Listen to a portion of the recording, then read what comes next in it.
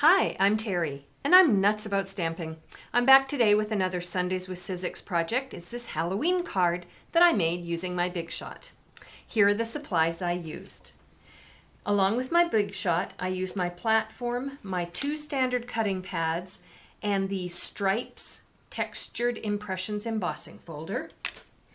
I used 5 different colors of ink: chocolate chip, Cajun Craze, Pear Pizzazz, So Saffron, and Concord Crush. And along with those ink pads, I used a blender pen.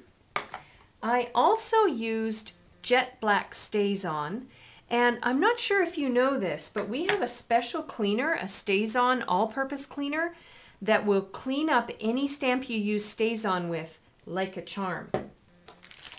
For cardstock, I used Very Vanilla, Chocolate Chip, and So Saffron. I used my Stampin' Dimensionals, my snail adhesive. I used 2 sponges. We sell sponges in large circles, and I cut my circles into 6 different pieces, and I dedicate 1 piece for each color. For stamp sets, I used Out on a Limb, which is a clear mount stamp set, and Teeny Tiny Wishes. And I used Clear Block C and Clear Block C and Clear Block D. I used my paper snips, and I used my word window punch. All right, I'll be back in a moment and I'll show you how I created the picket fence. To create the picket fence for the front of my card, I used my Big Shot and the Stripes embossing folder. And here's what I did. I put a piece of the chocolate chip cardstock inside the Stripes embossing folder. The measurements will be on my blog after the video is over. You can pop on over there and write down all the measurements you need for the cardstock. My sandwich is the platform on tab 1, the bottom standard cutting pad, the Stripes embossing folder with the chocolate chip cardstock inside, the top standard cutting pad, and then run it through the Big Shot.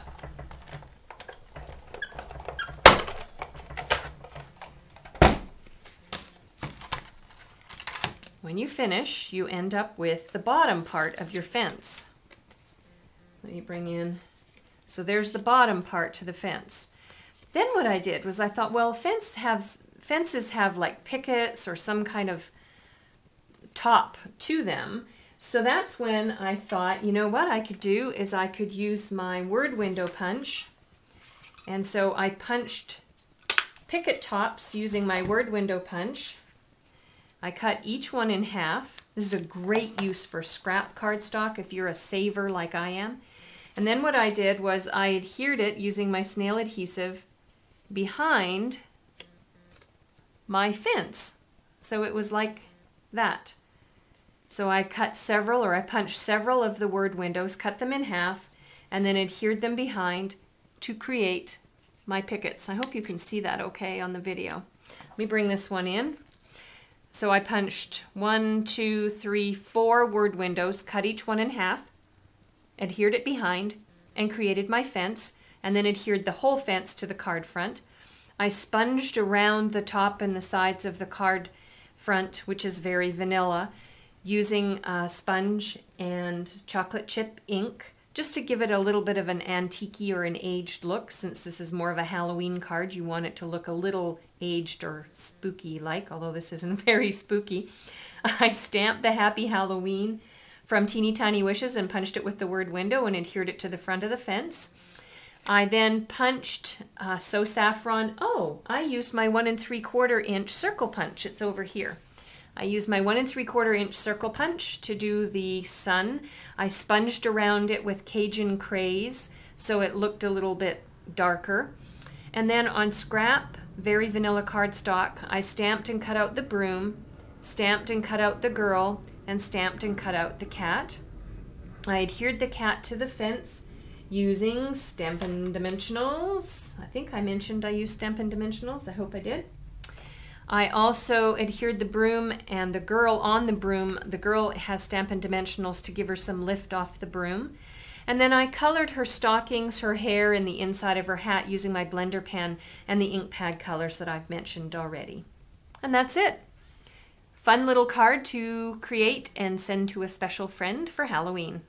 For a complete listing of the supplies and the measurements for this card, please visit my blog, www.nutzaboutstamping.com. While on my blog, make sure you are a subscriber to my mailing list because I'll be emailing my mid-month newsletter out this Tuesday. You won't want to miss that. I'll have some project ideas on there that you won't see anywhere else. You can place an order through me by using the Contact Me button on my blog. You can cruise through my blog looking at lots of other sample ideas, or you can ask me a question using the Contact Me button as well. I'm Terry. I am nuts about stamping. See you next time. Bye for now.